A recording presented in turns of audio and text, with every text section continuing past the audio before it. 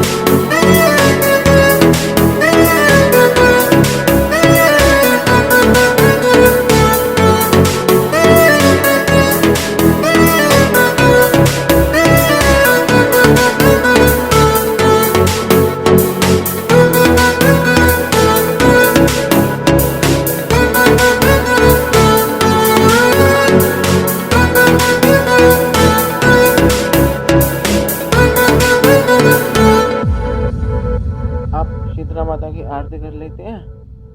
तो पहले पुष्प चढ़ा देंगे शीतला माता को। ओम पुष्पम समर्पयामि। सिंदूर रोले का टीका लगा देंगे। ओम तिलकम समर्पयामि। ये नीम की पत्तियां भी चढ़ा देंगे। ओम पत्रम समर्पयामि। अब ये पानी का कलश रखते के माता शीतला के आगे और माता शीतला की आरती कर लेंगे बिना चलाए। ऐसी होती है माता शीतला की आरती, ठंडी आरती बोलते हैं। तो आरती कर लेते हैं। ओम जय शीतला माता, मैया जय शीतला माता, आती ज्योति महारानी, आती ज्योति महारानी, सब फल की दाता।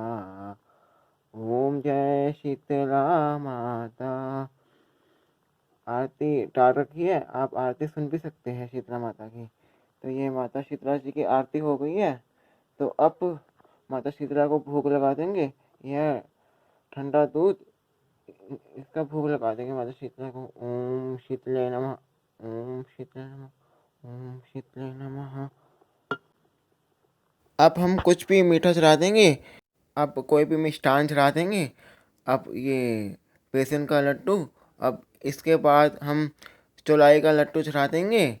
पंच मेवा को भोग लगा देंगे।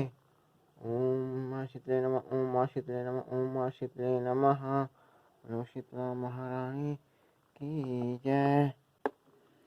तो ये थी शीतला अष्टमी का ब्लॉग। आपको कैसा लगा कमेंट बॉक्स में जरूर बताना। हरे कृष्णा, राधे राधे, जय माता दी।